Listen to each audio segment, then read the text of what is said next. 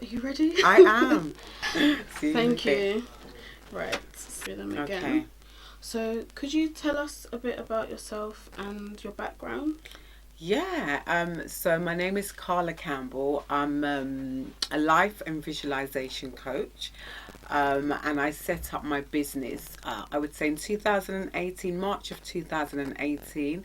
I'm also a mother, a fiance, a sister, a daughter. So I wear many different hats. But in terms of like my professional capacity, I'm a life and visualization coach. And what would you say drives you towards success? Um, what drives me towards success? I would say a number of things really, because I think success for everybody is measured in different ways.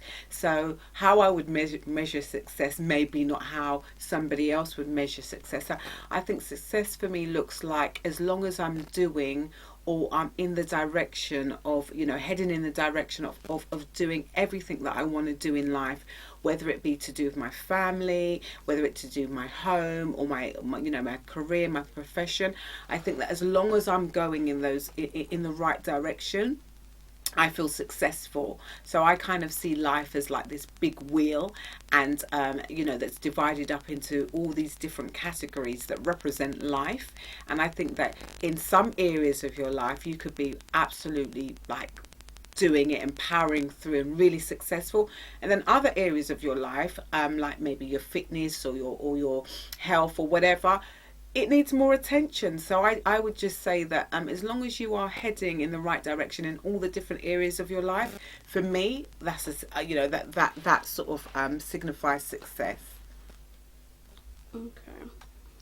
And who would you say is your biggest role model or influence? Okay, yeah, I definitely have to play homage to my mother. She's not only my mum, she's one of like she's a best friend, and she's definitely a role model. I've seen her not only go through a lot but achieve a lot. And she would constantly speak to me about what she's doing on her journey, and what success for her looks like, or for us as a family looks like. So I definitely have to say my mom is like one of my biggest role models, as well as one of my loudest cheerleaders. And when did you first realise you had the potential to become a life coach?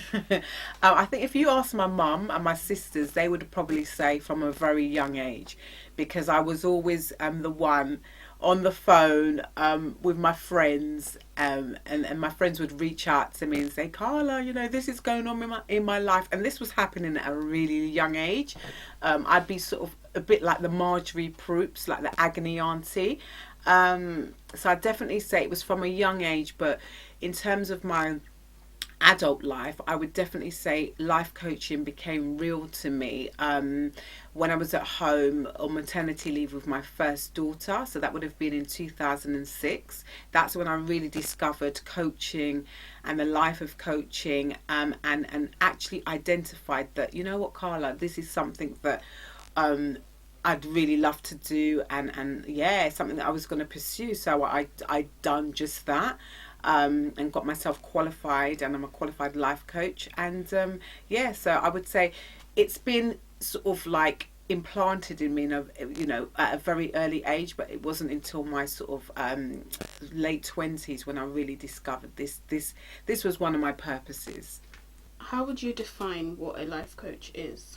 Yeah, so a life coach is what a life coach is not. A life coach isn't a counselor. A life coach isn't going to solve your problems. I basically see myself as a supportive crutch. So I'm gonna, if you take the analogy of somebody that's broken their leg, and they've been given these crutches to kind of get them back into the flow, and the feeling of walking again, that would be me. So I'd be your left crutch and your right crutch, and I'm going to help you through that journey to get you walking again, to get you feeling again, to get you wanting more out of your life again.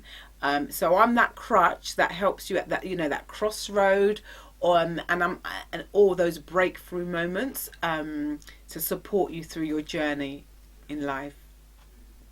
Okay. So, would you say there's any misconceptions of what a life coach is or does? Are there any misconceptions? I haven't. I must say I haven't stumbled across a lot, but I think that sometimes people can kind of feel like life coaches can just magically fix their lives. And what I do say to my clients is that you have all the answers. A good life coach will just help you to extract those answers and put them into tangible actions that will move you from here to here, that will actually move you and level you up in your life. So my clients have all the answers. It's just about how one extracts the answers from the client in order to move them forward, and in order for them to have those breakthrough and light bulb moments in life. And did anyone help you or offer any advice? Sorry. Did anyone help you or offer any advice as you were working towards becoming a life coach? Yeah, I would say someone really quite significant. First and foremost, when I done my research, I went on the Coaching Academy. They're a massive organisation that qualifies people that want to become coaches. So I went on their free seminar, which was amazing. Back in those days in 2006, it was put on at a lovely hotel. It was a weekend away, and you got given the best breakfast, lunch, and you were really quite fueled by coaches that knew their craft and that were encouraging you. But then I found, being on maternity leave, just having a baby, paying a mortgage and all of that stuff, it was a lot to invest at that time. So I kind of went the other way round and spoke to people about my dream and my goals and my aspirations, and saying I want to be this life coach, but I can't afford this course at the moment. So when I did return back to work, there was a lady who I spoke to, Deborah Gordon. I'll always remember her. And Deborah basically said, Carla, my friend is a life coach.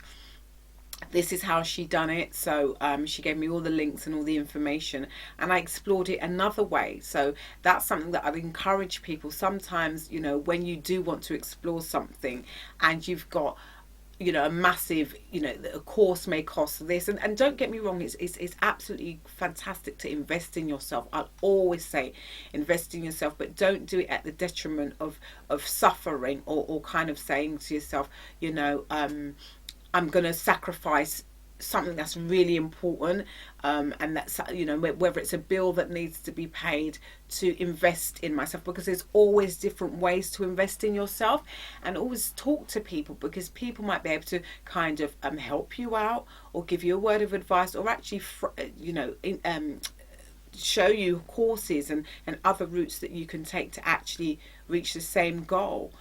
So Deborah done that for me, and I kind of took her advice on, and I explored it, and I was able to pay for a course that wasn't as expensive, but gave me the same grounding that I perhaps would have got with a bigger institution.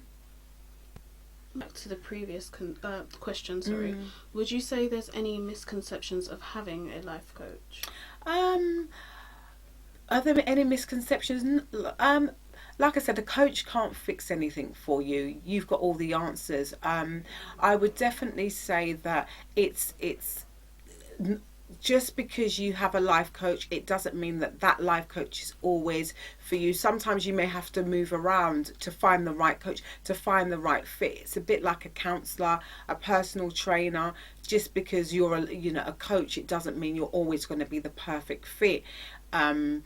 So in terms of any misconceptions, I wouldn't say that I would say that sometimes people can sort of get it wrong, that a life coach can fix everything, or a coach can fix everything, but you have to do the work. And if you don't do the work, then your coach can only give you so much. It's about what you do with those action steps in order to make that happen. So yeah. Okay, because I remember reading in a magazine years ago, like some people were saying they had a life coach, and people were kind of questioning, well, what does a life coach actually do? Like, you're so young, why do you have a life coach, or why do you need a life coach to tell you how to live your life? Right. So I think a lot of people have this misconception that it's like, okay, today you have to do X, Y, Z, tomorrow you have to do X, Y, Z, and you can't do anything else. Like, essentially telling you how to live your life. I see. Like a guidance. I see what you mean, and I think that in terms of that, no one can tell you how to live your life, and a life coach isn't there to say, okay, you know, you have to wake up and do this, and you have to wake up and do that.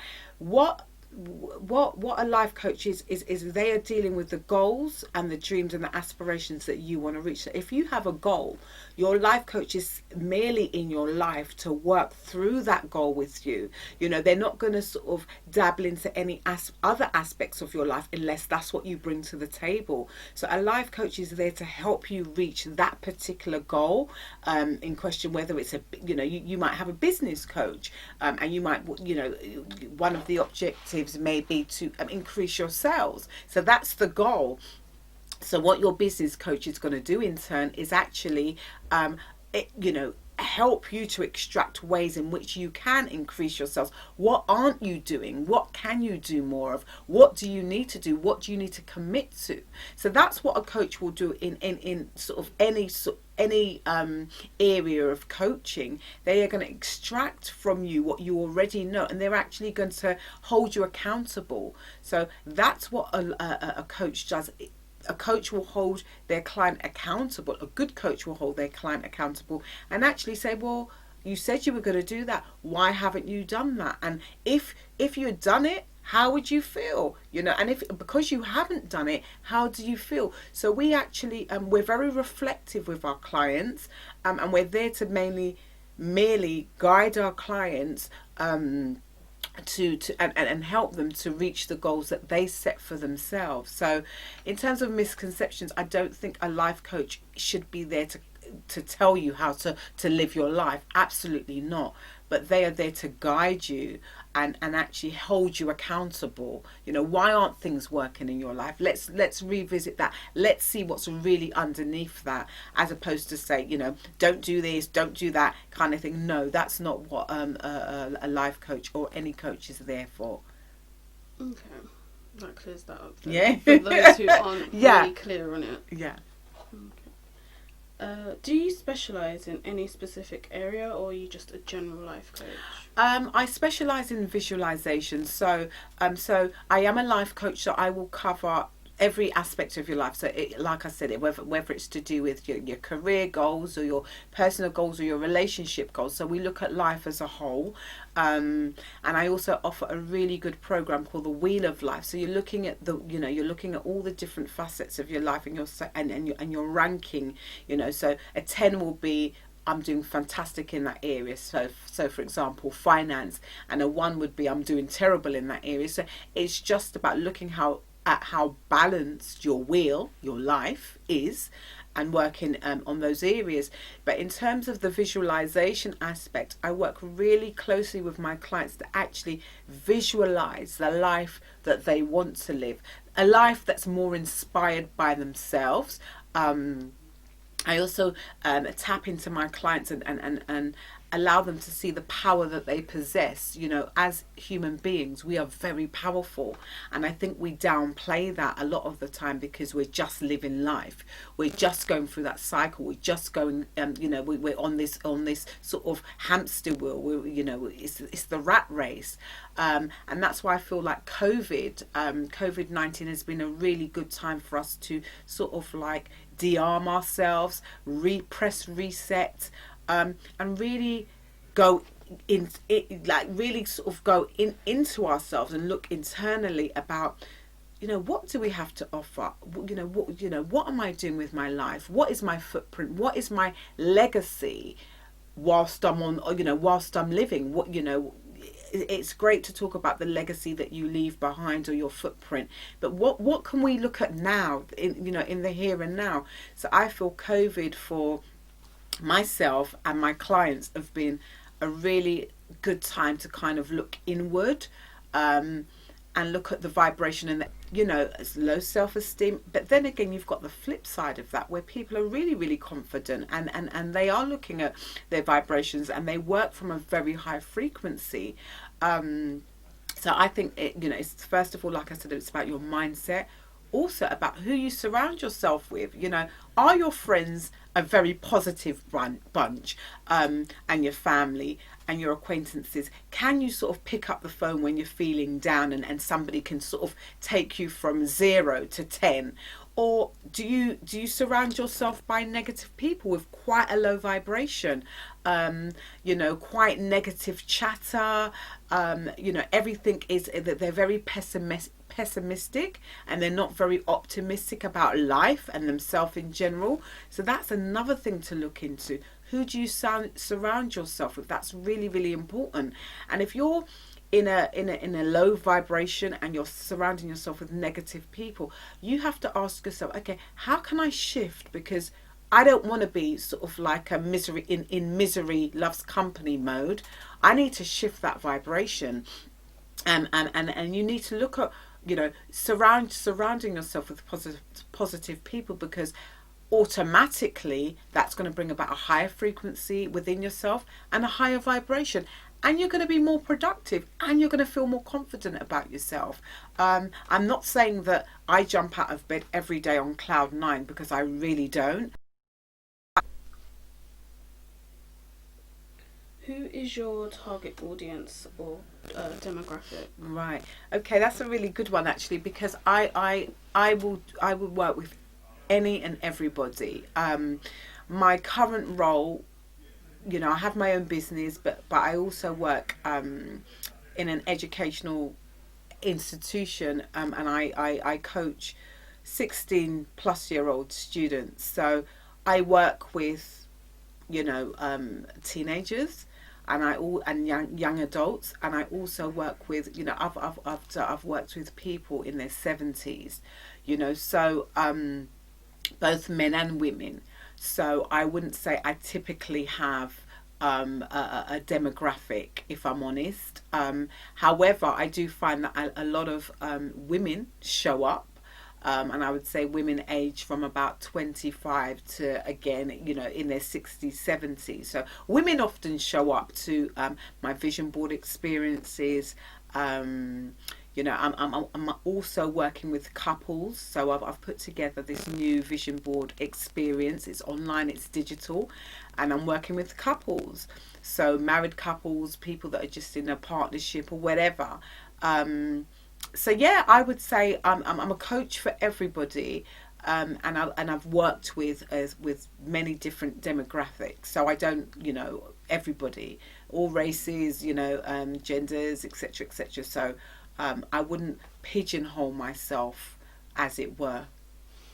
So to go off of that, do you think, or do you find that men are a bit reluctant to come to a life coach, or they're more hesitant to? I think men are really. I think we underestimate men. I think men are quite open, especially I'm finding it with the vision board experiences I've done in the past.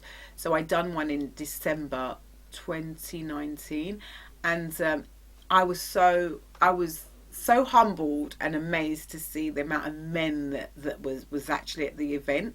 And when I went round, because what I do is I show everybody what to do, and we do a bit of visualization, and then I go and have those conversations with everybody in the room. Everybody's my client, and I went round and I had these conversations with men, and the conversations were really quite deep, and men started to open up about their visions and things that were holding them back. So I found that really, really quite humbling and very refreshing, and I love working with men. And then like I said, I've just launched my couples vision board, online vision board experience. So obviously I'm working with couples, and I love to get as well as getting the wife's feedback. I love to hear from the husbands. Again, quite refreshing. And the husbands are usually led by their wives in the beginning, but by the time we end, the wives are being sort of led by the husbands, which is really refreshing. And it's a beautiful partnership. It's really beautiful to see. When working with your clients, what do you aim to give them, and is there anything that you aim to get out of the experience as well? Okay, yeah. So my first aim is to give them a safe space to show up, a really safe space to show up, to be vulnerable, because to to be coached, to look at your life, in the workshop that I do, which is the Wheel of Life workshop, and then to actually look at your vision and your goals and your aspirations on a vision board. It can be quite challenging, because there are moments when you think, oh my gosh, I've been holding myself back. I've been in my own way for so long, and I think it can be quite emotional. So I give my clients the safe space to be vulnerable and to be emotional and to cry and to laugh and to be angry, because I feel that's, as a coach, I need to guide them in that safe space, in that safe place. I also leave my clients with a toolbox, because when you work with me, my journey and my mantra is to enrich, enable and empower. So I enrich you with the knowledge by sort of turning the knowledge that you already know about yourself back onto yourself. So I enrich you with that information. So you give me that information, and then I reposition it, and then I give it back to you, so that you're looking at that in a different way. So I'm enriching you. I'm enabling you by giving you the tools. So I'm showing you how, through action plans, through the vision board workshop, through the Wheel of Life exercise, and just through the one-to-one coaching.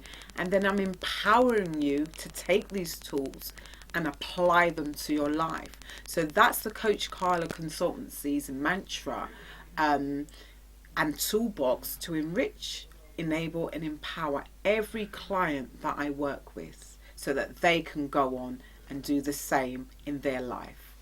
So you kind of touched on this already, but what is included as a part of your life coaching services?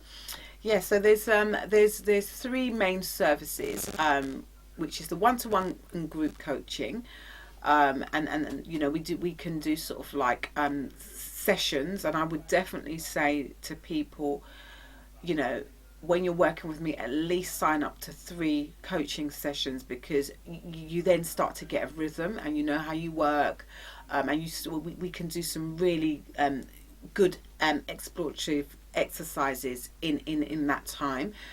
So there's the one-to-one, there's the group coaching. So if I'm working with organisations or families or couples or whatever, there's that group coaching that we can do collectively. And then I offer the vision board experiences. So that's vision board experiences face to face. And obviously we're in this season, the COVID season. So right now everything's online. It's pivoted to online. So I offer the the vision board experiences online, which is really good. And we do that in 3 parts. So it's the Dream It, where we work together, do some coaching. Pin It is where you go off and create your vision board masterpiece, and then we come back to Live It, and I show you how to affirm and ignite your vision board. And then we've got the last service, which is the Wheel of Life workshop, which is quite an intensive workshop, and it's spread over blocks, where we explore your Wheel of Life, and we put together an action plan that's going to help you to reach your goals, your dreams and your aspirations, but specific goals that we extract from your wheel, once we see how balanced it is. So yeah, those are my 3 main services at the moment. I'm also working on a merchandise. So I have a t-shirt range. I'm not wearing one today, but I have a t-shirt range, just empowering t-shirts that are going to empower people. And when they wear, when they put on their t-shirt, they're making a statement about themselves, about their lives, and about how they feel about life, and how life is a beautiful place, and it's a beautiful journey, and we have to try and get the best out of life whilst we're here, so yes, and there's loads of other things to come. There's a podcast that I want to start up, so that's in the pipeline, and also working with collaborating with a few other people that's in the pipeline. So yeah, there's stuff happening in the background. Okay, sounds like you've got a lot going on. Yeah. So, do you feel that being a mother impacts the advice or guidance that you give to your clients? I think so, especially when I'm working with the younger, young people and in the day job. It absolutely does, because I come from a place of love. I come from a place of empathy, and I come from a very nurturing place, because that's how I am with my children, and I always sort of flip the script, and use my own stories and analogies when I'm working with young people, and actually think about how I'm coaching my children through just everyday life, and coaching them to be the best with what they have. Because sometimes I think as parents we can put pressure on our children, but I think that, for example, if your child isn't academic and they're more creative, then get them through the academia, but really kind of support them with the creative aspect of their abilities. So I feel like I coach my children, and I'm very nurturing to my clients in terms of being a mum. I sometimes have the mum hat on, especially when I'm working in my day job with my students, because they can do so much, and I want to be their cheerleaders. And when they're naughty, I want to be able to say to them, hello, let's take a look at this right here. But my aim and my goal is to always enrich, enable and empower my students as well.